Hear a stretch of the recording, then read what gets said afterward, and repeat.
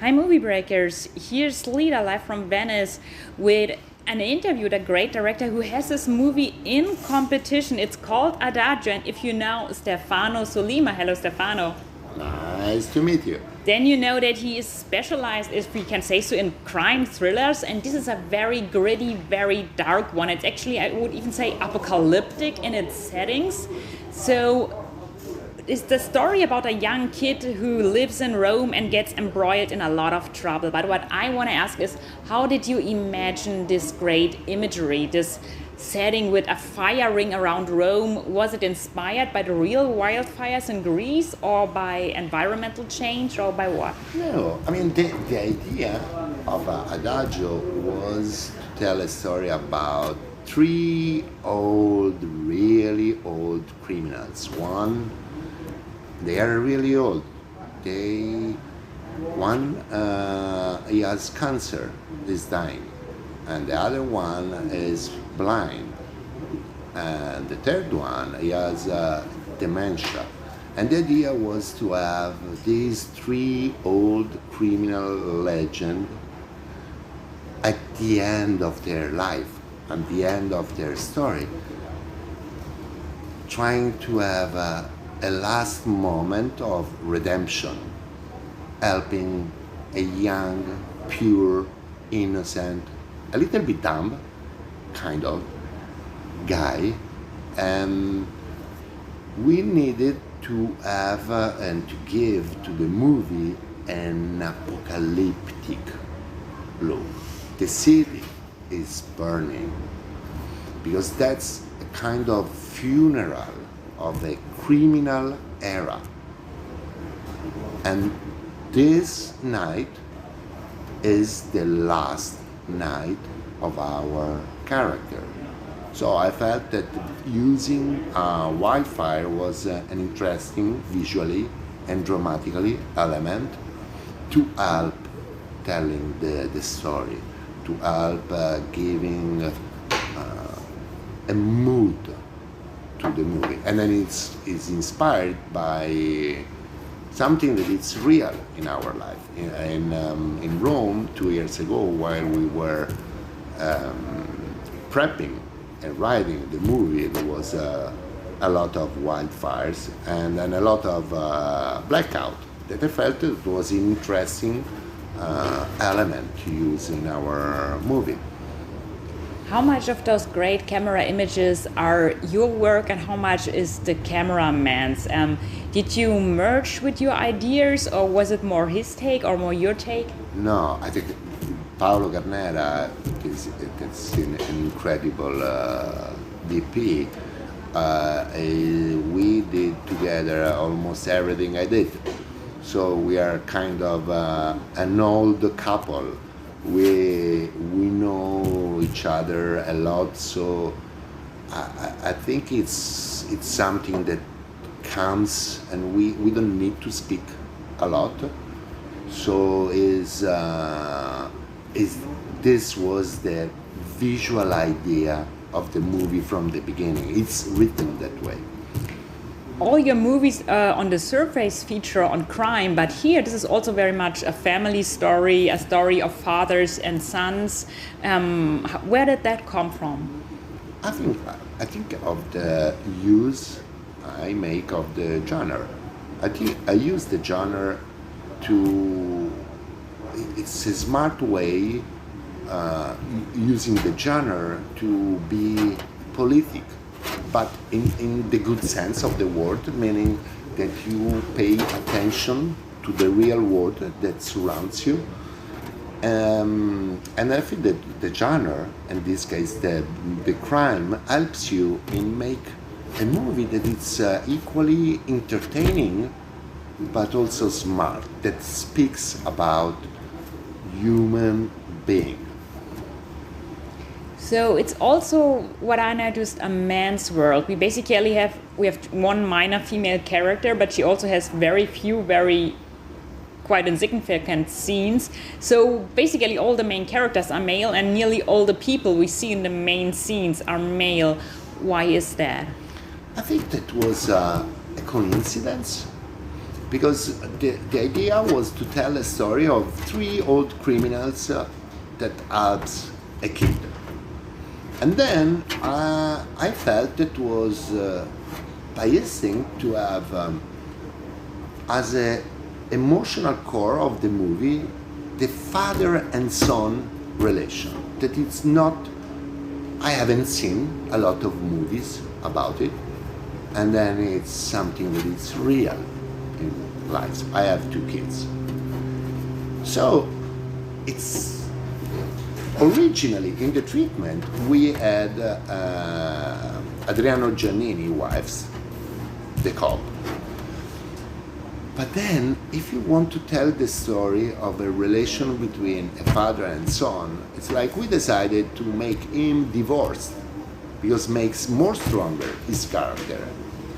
So we took it out the female character, but just to be more precise in our storytelling. So now you have a man who is alone in dealing with two kids, and he is the bad guy in the movie. On the other hand, we needed to have a relation between Daytona, played by Tony Servillo, who was a kid Manuel, our main character, and we wanted to have another kind of father who is not, it's a father who doesn't love his son. So helps us in give a broader view on father-son relation. Each character in the movie is a father, or failed, or someone who doesn't love his son. And Daytona, of course, Manuel is adopted. So you wanted to have the father who doesn't love his son because he was adopted by the mother. Now the mother is dead and the little kid lives alone with the father who doesn't like him. So I think it's just to be more precise in our storytelling.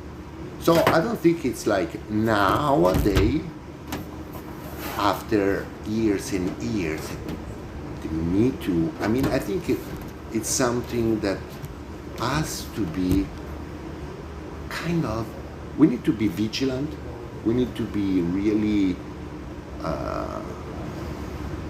vigilant, but it's something that it's scontato. Granted. Granted. It's granted to me. So I don't feel guilty for taking out female character if I feel that they are not necessary for the story. I think it's more disrespectful if I put a female character just to have it. I have too much of a respect. Also, we critics so. notice.